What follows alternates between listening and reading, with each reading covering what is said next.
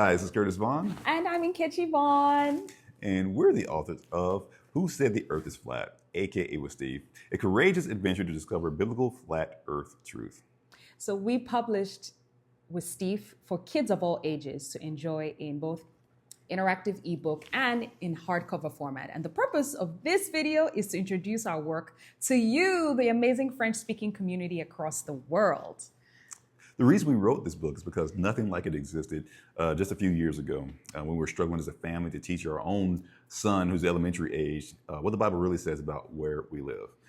So the story is about a young boy whose father helps him to understand biblical cosmology in the most uncomplicated way, while also inspiring him to always be courageous when our beliefs are put to the test. That's right. So if you're open-minded and you're willing to invest in truth, this book can literally help anyone go from being frustrated and confused about creation to being crystal clear based on a firm foundation in the Bible. Yahushua said in John 8:31-32, "If you continue in my word, then you are my disciples, and you shall know the truth, and the truth shall make you free." So just imagine how you would feel if your decision to read this book and to champion this truth literally led to your family's freedom from deception in the days ahead. What would that be worth?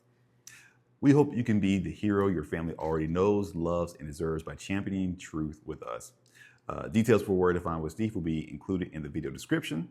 And in the meantime, we love you guys, and we are particularly rooting for your kids to thrive by being grounded in truth right here, right now, no matter what comes next. So without further ado, here's with Steve. Enjoy!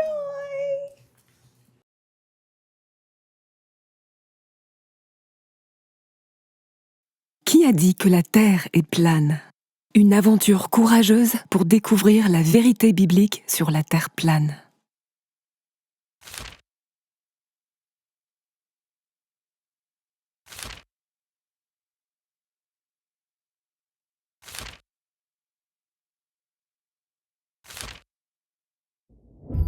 Bienvenue, jeune ouin sans peur. Ton voyage révolutionnaire commence maintenant.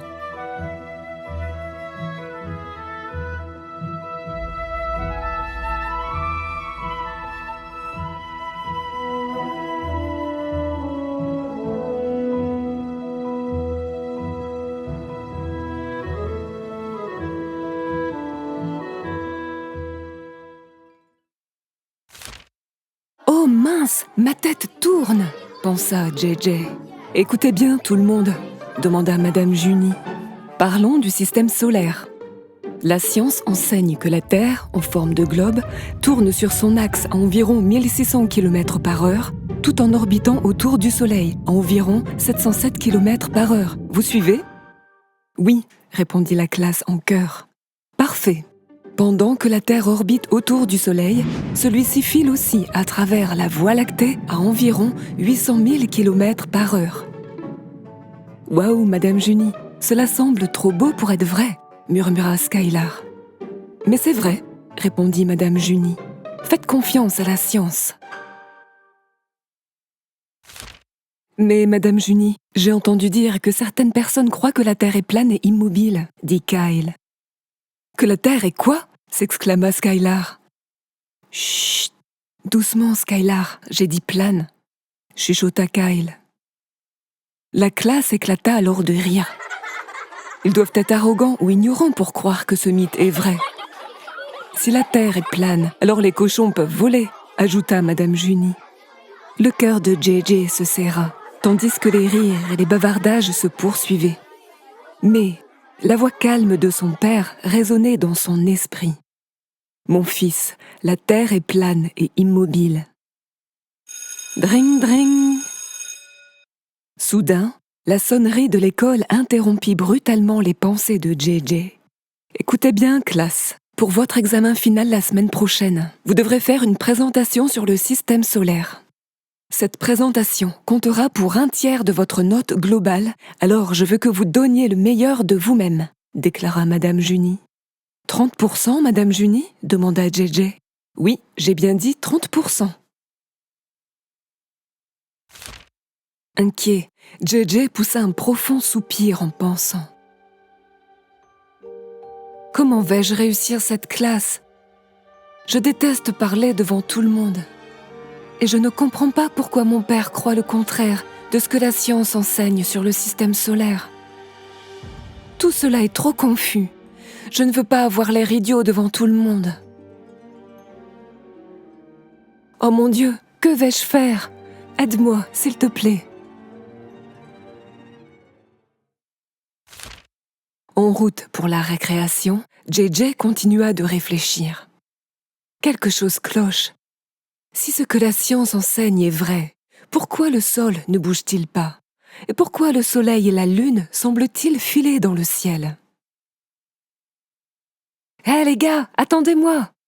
cria JJ, en gobant son déjeuner avant de courir vers le terrain de jeu avec ses amis. « Attendez-moi !» Plus tard, au dîner, JJ raconta à son père tout ce qui s'était passé dans le cours de sciences de Madame Junie. « Papa, pourquoi ne crois-tu pas que nous vivons sur une Terre en forme de globe qui tourne et orbite à une vitesse fulgurante ?» JJ, tout comme toi, j'ai grandi en apprenant exactement ce que la science enseigne, répondit son père. Mais quand tu es né, quelque chose s'est produit. J'ai senti que Dieu me demandait « Pourquoi crois-tu ce que tu crois ?» Pendant plusieurs mois, j'ai dû décider si ce que j'avais appris sur plusieurs sujets était vrai. J'ai commencé à poser des questions comme « Qui l'a dit? Comment peut-on le prouver? Est-ce que la parole de Dieu est en accord avec cela? Quand est-ce que cela est devenu vrai ?» continua son père. Dieu m'a aidé à penser différemment. En comprenant la vérité, je suis devenu assez courageux pour la partager avec les autres. Papa, je veux être aussi courageux que toi, mais j'ai peur de ce que les gens pourraient penser ou dire de moi, avoua JJ. Fils, sais-tu que Dieu dit que tu es aussi audacieux qu'un lion? Demanda son père. Il le dit, répondit JJ. Oui, affirma son père. Alors je crois que tu n'as pas à affronter cela seul.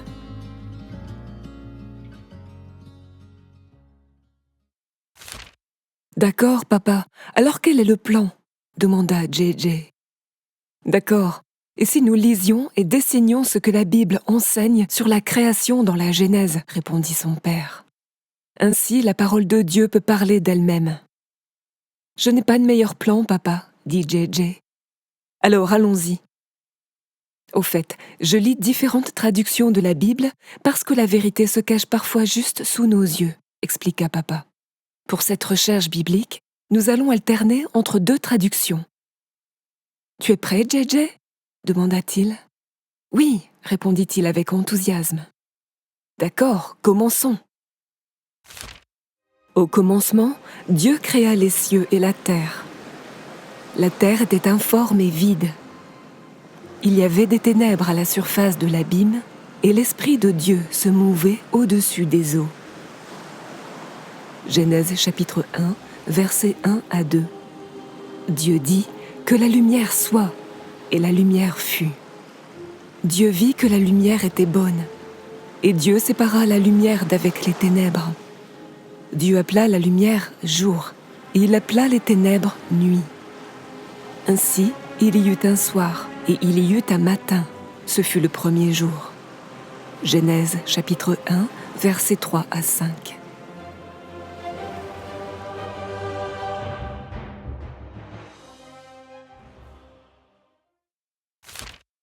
Dieu dit qu'il y ait une étendue entre les eaux et qu'elle sépare les eaux d'avec les eaux. Et Dieu fit l'étendue et il sépara les eaux qui sont au-dessous de l'étendue d'avec les eaux qui sont au-dessus de l'étendue. Et cela fut ainsi. Dieu appela l'étendue ciel. Ainsi, il y eut un soir et il y eut un matin. Ce fut le second jour. Genèse chapitre 1, versets 6 à 8. Papa, est-ce que étendue veut dire espace? Demanda JJ. Non, mon fils. Cela signifie dôme, d'après plusieurs traductions de la Bible. Voici ce qu'une autre traduction dit. Alors Dieu dit qu'il y ait un dôme au milieu des eaux pour séparer une masse d'eau de l'autre.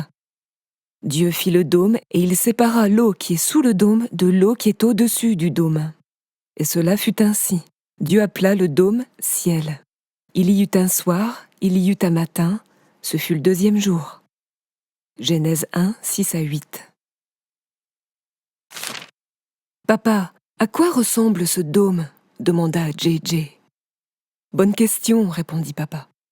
Le mot hébreu pour le dôme est rakia, qui signifie une surface solide étendue. Répète après moi, rakia. Rakia, dit JJ. Ça sonne trop chic, ajouta-t-il en riant. Le mot rakia décrit ce qui soutient les eaux au-dessus de la terre, comme la Bible le décrit, expliqua papa. Pendant que nous continuons de lire JJ, souviens-toi que étendue égale dôme égale ciel. Cela t'aide à comprendre ce que Dieu dit ? Demanda papa. Oui, papa, répondit JJ. Maintenant, pouvons-nous continuer à lire et dessiner ce que Dieu a dit ? Bien sûr, mon fils, continuons. Dieu dit que les eaux qui sont au-dessous du ciel se rassemblent en un seul lieu et que le sec apparaisse. Et cela fut ainsi.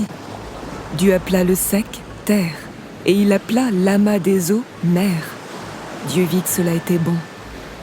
Genèse chapitre 1, versets 9 à 10.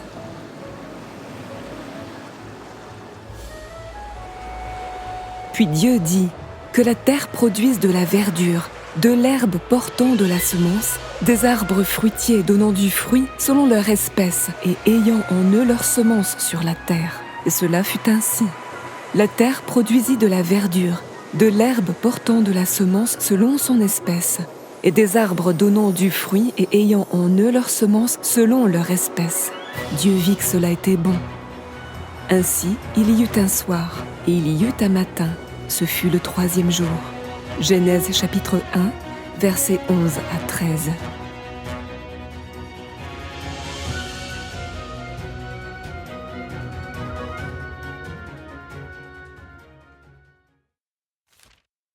Dieu dit qu'il y ait des luminaires dans l'étendue du ciel pour séparer le jour d'avec la nuit, que ce soit des signes pour marquer les époques, les jours et les années, et qu'ils servent de luminaires dans l'étendue du ciel pour éclairer la terre. Et cela fut ainsi. Dieu fit les deux grands luminaires, le plus grand luminaire pour présider au jour et le plus petit luminaire pour présider à la nuit. Il fit aussi les étoiles. Dieu les plaça dans l'étendue du ciel pour éclairer la terre, pour présider au jour et à la nuit et pour séparer la lumière d'avec les ténèbres. Dieu vit que cela était bon. Ainsi, il y eut un soir, il y eut un matin, ce fut le quatrième jour. Genèse chapitre 1, versets 14 à 19.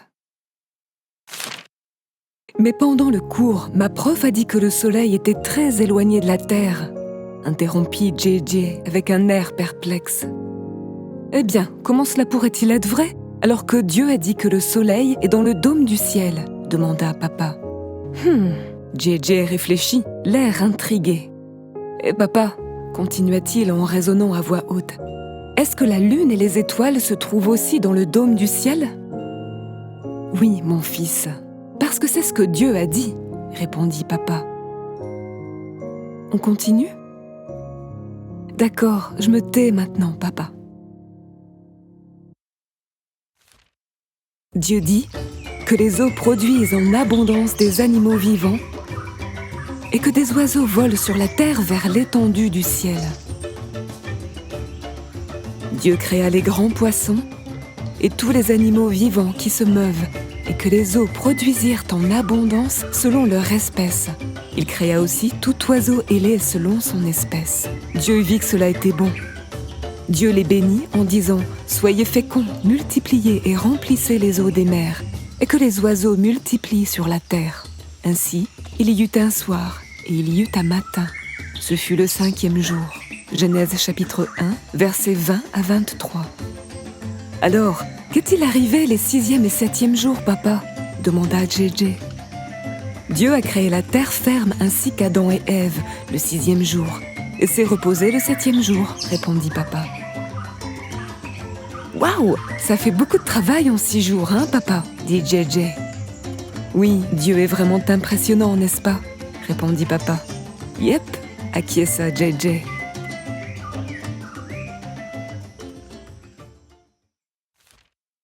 d'après ce que Dieu a dit et ce que nous avons dessiné. Est-ce que le système solaire ressemble à ce que Madame Junie t'a enseigné ? Demanda papa. Non, c'est différent, répondit JJ. Très différent.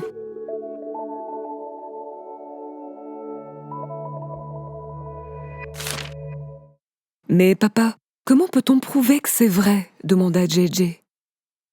Bonne question, mon fils. Passons à l'étape suivante. Une expérience scientifique pour trouver la courbure de la Terre, répondit papa. Mais c'est quoi la courbure et comment peut-on la trouver ? Demanda JJ. Selon la science, la Terre a une courbure de 8 pouces par 1000 au carré. C'est sa courbure. Elle devrait être observable et mesurable sur une surface assez grande, expliqua papa.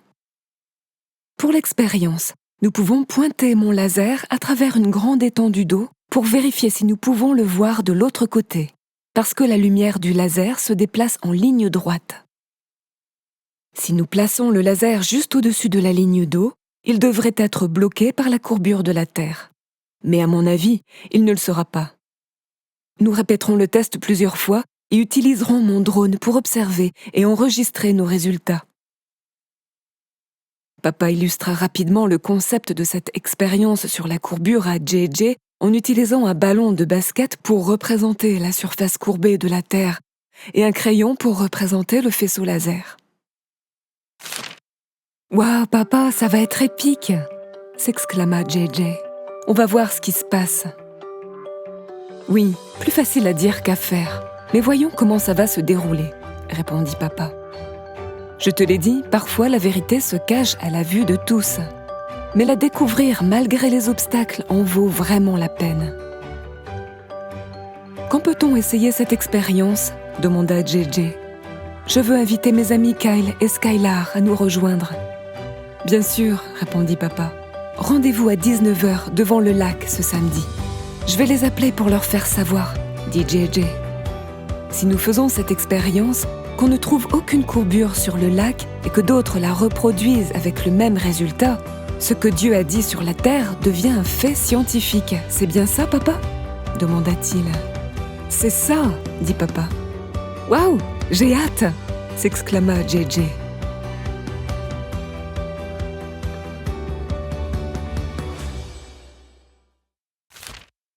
Le samedi soir, JJ, ses deux amis et son père ont expérimenté en utilisant un drone et un faisceau laser à longue portée au lac à proximité.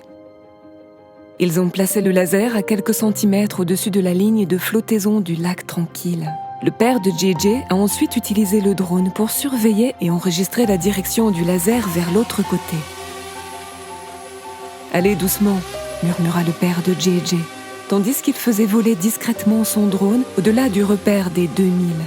« Tu vois le faisceau laser maintenant ?» demanda JJ. « On attend toujours, dit papa. »« Ok, concentrons-nous bien les enfants, dit papa.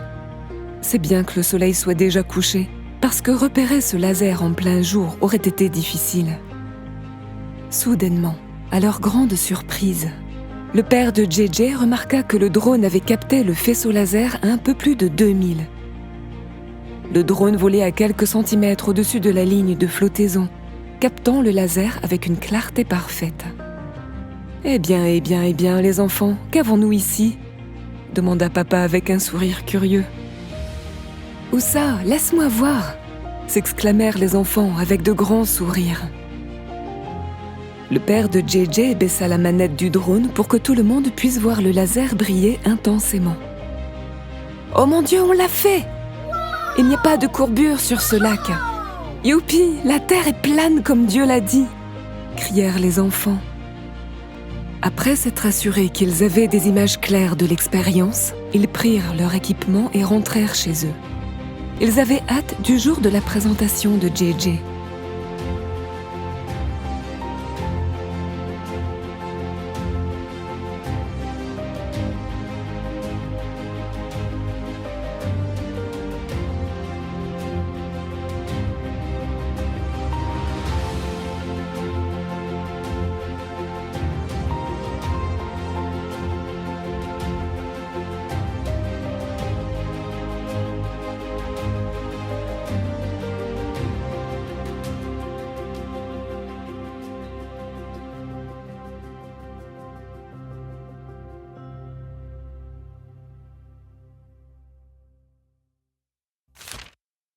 Enfin, c'était le jour de la présentation.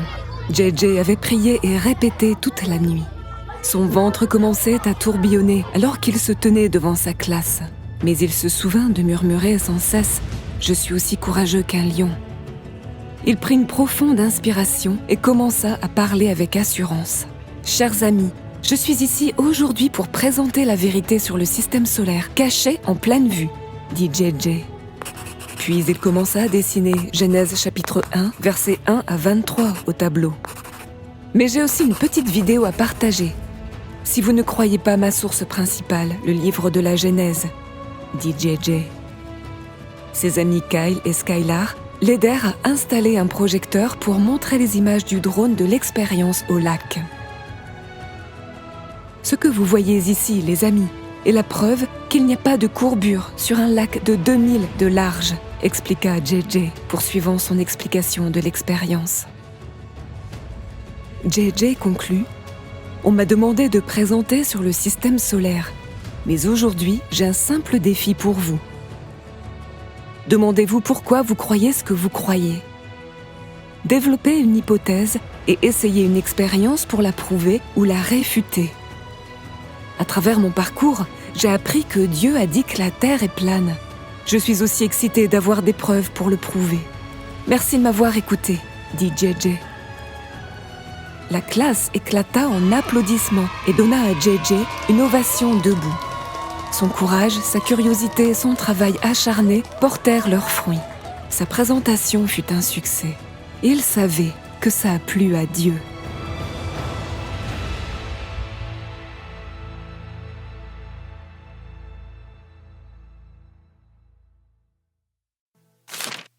Quand JJ rentra à la maison, il rayonnait de joie. Il donna à son père un énorme câlin de remerciement. « Alors, comment ça s'est passé, mon fils ?» demanda papa. « Recevoir une ovation debout, c'était super. Mais le meilleur, c'est que j'ai surmonté mes peurs, » dit JJ. « J'ai donné cette présentation de tout cœur, sans mentir sur ce que je crois. »« Je suis tellement fière de toi, mon fils, » dit papa. « Qu'est-ce que tu retiens de cette expérience ?» Papa, cette expérience a été comme une aventure. Elle m'a appris à ne pas avoir peur de poser des questions. Donc, je continuerai à poser des questions pour comprendre pourquoi je crois ce que je crois. Dieu a dit que la terre est plane, mais qui sait quelle aventure de vérité je vivrai ensuite, dit JJ. J'ai hâte de vivre notre prochaine aventure aussi, mon fils, répondit papa. Comme dit la parole de Dieu, car vous connaîtrez la vérité et la vérité vous affranchira. La fin.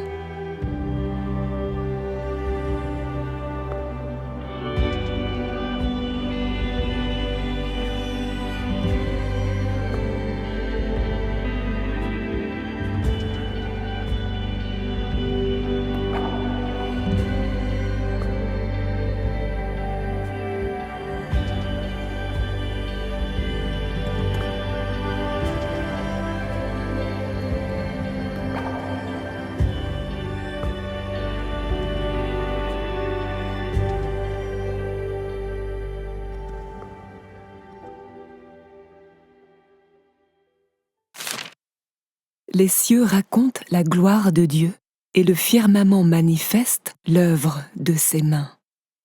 Psaume 19, 1. Verset bonus. Commencer des discussions avec la famille et les amis sur la terre plane et immobile de Dieu, telle que décrite dans les Écritures, peut sembler comme entrer dans un territoire inconnu. Mais n'ayez crainte. Nous sommes là pour vous dire que ce n'est pas seulement réalisable, c'est essentiel. Vous méritez de découvrir la vérité sur l'endroit où vous vivez, comme elle est révélée dans toute la parole de Dieu, afin de vous libérer de l'illusion une bonne fois pour toutes. Pour enflammer votre voyage vers la vérité, nous sommes ravis de vous dévoiler certaines écritures sur la terre plane qui se cachent à la vue de tous, de la Genèse à l'Apocalypse. Ces écritures sont comme des trésors cachés qui attendent d'être découverts, et notre espoir est que vous les explorez avec prière, trouvant force et conviction dans votre foi et votre confiance en la parole de Dieu. Avec Dieu comme votre protecteur et guide, il n'y a pas de limite à ce que vous pouvez découvrir et accomplir. Alors ne tardez plus. Plongez, explorez et embrassez la vérité avec amour, courage et confiance. Comme le rappelle Proverbe 35, toute parole de Dieu est éprouvée. Il est un bouclier pour ceux qui cherchent en lui un refuge. Partie 1. La Bible dit-elle terre plane? 1. Et lorsque les 1000 ans seront terminés, Satan sera délié hors de sa prison, et il sortira pour tromper les nations qui sont aux 4 coins de la terre, Gog et Magog, pour les rassembler pour la bataille, le nombre desquels est comme le sable de la mer. Et ils montèrent sur l'étendue de la terre et entourèrent le camp des saints et la ville bien-aimée, et du feu descendit de Dieu venant du ciel et les dévora. Apocalypse 20, 7 à 9. Conseil professionnel. Faites une étude de mots à l'aide de la concordance exhaustive de Strong. Le mot étendu, utilisé dans Apocalypse 29, signifie large étendue, concordance grecque 41-14, platos. Dans la concordance exhaustive de Strong, étendu provient du mot grec platus, Strong 41-16, signifiant large ou vaste. Dans la concordance exhaustive de Strong, large ou vaste provient du mot grec plasso, signifiant étendu à plat, terrain. Le mot grec plasso est aussi défini par former, son utilisation étant former, modeler, à l'image d'un potier qui travaille l'argile. Partie 2. De la Genèse à l'Apocalypse. Genèse, exemple 1. En la 600e année de la vie de Noé, au 2e mois, au 17e jour du mois, le jour même, toutes les fontaines du grand abîme furent rompues, et les fenêtres des cieux furent ouvertes.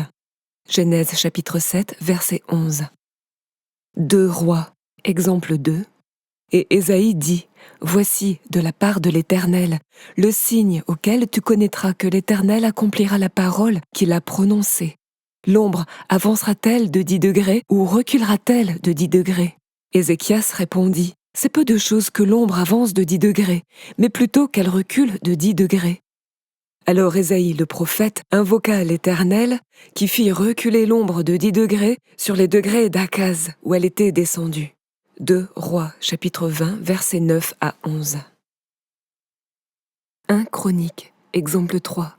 Tremblez devant lui, vous tous habitants de la terre. Le monde est affermi, il ne chancelle point. 1 Chronique, chapitre 16, 30. Job, exemple 4. Il étend le nord sur l'espace vide et suspend la terre sur rien. Il serre les eaux dans ses épais nuages, et le nuage ne se déchire pas sous eux.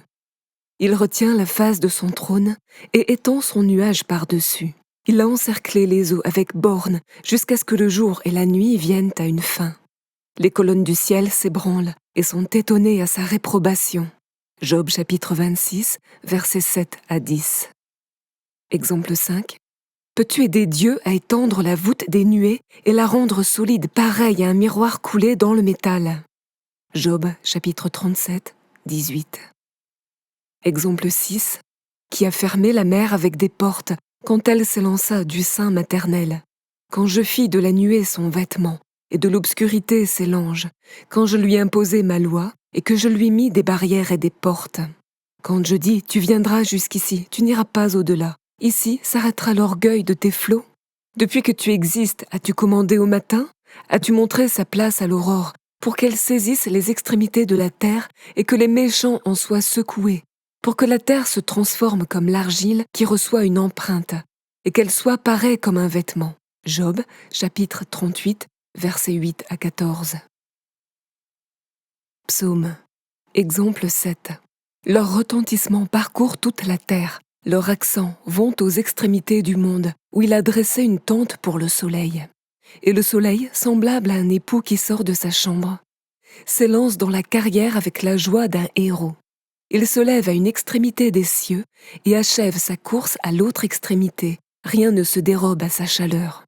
Psaume 19, 46, 6. Exemple 8. L'Éternel règne, il est revêtu de majesté. L'Éternel est revêtu, il est ceint de force. Aussi le monde est ferme, il ne chancelle pas. Psaume 93, 1. Proverbe, Exemple 9. Lorsqu'il préparait les cieux, j'étais là. Lorsqu'il traçait un cercle sur la surface de l'abîme, lorsqu'il établissait les nuages au-dessus, lorsqu'il affermissait les fontaines de l'abîme, lorsqu'il donna sa limite à la mer, de sorte que les eaux ne dépassent pas son commandement. Lorsqu'il fixait les fondements de la terre, à cette époque-là, j'étais près de lui. Comme grandissant avec lui, j'étais son délice quotidien, me réjouissant toujours devant lui, me réjouissant dans la partie habitable de sa terre. Et mes délices étaient avec les fils des hommes. Proverbe 8, 27 à 31. Ésaïe, exemple 10. C'est lui qui est assis au-dessus du cercle de la terre, et ceux qui l'habitent sont comme des sauterelles. Il étend les cieux comme une étoffe légère, il les déploie comme une tente pour en faire sa demeure. Ésaïe 40, 22. Ézéchiel, exemple 11. Et il se faisait un bruit qui partait du ciel étendu sur leurs têtes lorsqu'ils s'arrêtaient et laissaient tomber leurs ailes. Au-dessus du ciel qui était sur leurs têtes, il y avait quelque chose de semblable à une pierre de saphir en forme de trône. Et sur cette forme de trône apparaissait comme une figure d'homme placée dessus en haut. Ézéchiel 1, 25 à 26. Marc, exemple 12. Mais dans ces jours après cette détresse, le soleil s'obscurcira. La lune ne donnera plus sa lumière, les étoiles tomberont du ciel, et les puissances qui sont dans les cieux seront ébranlées. Alors on verra le Fils de l'homme venant sur les nuées avec une grande puissance et avec gloire. Alors il enverra les anges et il rassemblera les élus des 4 vents, de l'extrémité de la terre jusqu'à l'extrémité du ciel. Marc chapitre 13, 24 à 27. Luc, exemple 13. Le diable, l'ayant élevé, lui montra en un instant tous les royaumes de la terre. Luc chapitre 4, verset 5. Actes, exemple 14. Après avoir dit cela, il fut élevé pendant qu'ils le regardaient, et une nuée le déroba à leurs yeux. Comme ils avaient les regards fixés vers le ciel pendant qu'ils s'en allaient, voici 2 hommes vêtus de blanc leur apparurent et dirent : « Hommes galiléens, pourquoi arrêtez-vous à regarder au ciel ? Ce Jésus qui a été enlevé au ciel du milieu de vous viendra de la même manière que vous l'avez vu allant au ciel. » Actes 1, 9 à 11. Éphésiens, 15e exemple. Béni soit Dieu, le Père de notre Seigneur Jésus-Christ, qui nous a bénis de toutes sortes de bénédictions spirituelles dans les lieux célestes en Christ. En lui, Dieu nous a élus avant la fondation du monde pour que nous soyons saints et irrépréhensibles devant lui. Éphésiens 1, 3 à 4. Apocalypse, exemple 16. Voici, il vient avec les nuées, et tout œil le verra, même ceux qui l'ont percé, et toutes les tribus de la terre se lamenteront à cause de lui. Oui, Amen. Apocalypse 1, 7. Et bien plus encore.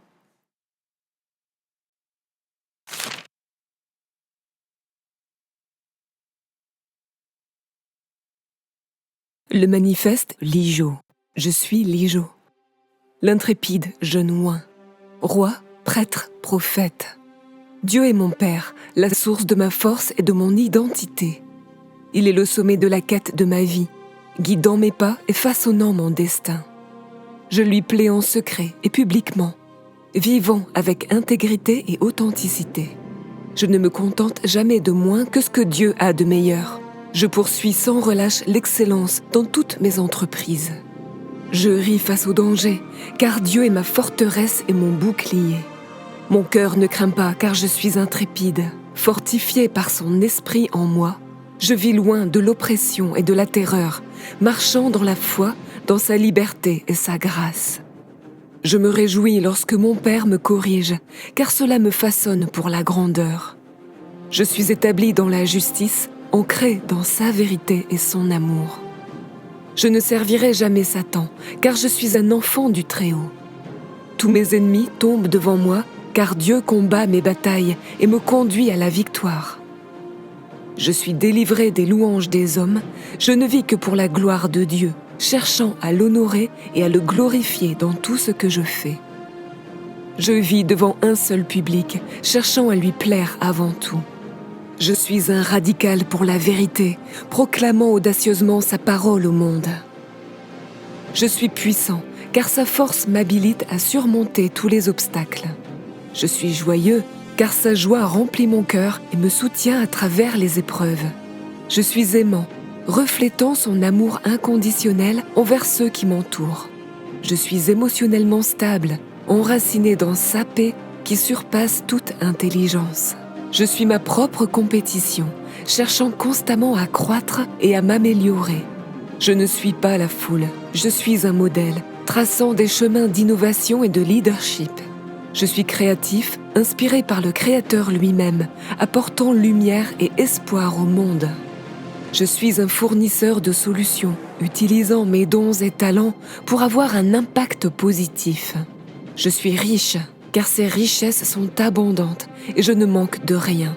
Je gagne toujours, car je sais m'incliner devant Dieu, maniant l'adoration comme mon arme. Je comprends l'honneur comme une compétence. Je suis honoré par Dieu et par les hommes. Je mange la nourriture de Dieu et vis un mode de vie sain, car mon corps est son temple. Sa parole me donne la force de vivre dans la santé divine, l'intégrité et la guérison. Je suis l'espoir de ma génération. Je porte des fruits. Je suis naturel, vivant surnaturellement par le Saint-Esprit de Dieu, marchant dans sa puissance et son autorité. Je suis inarrêtable, car le but de Dieu pour moi ne peut être entravé ni contrecarré. Je suis Lijo, oint, sans peur, victorieux. Rejoignez la révolution.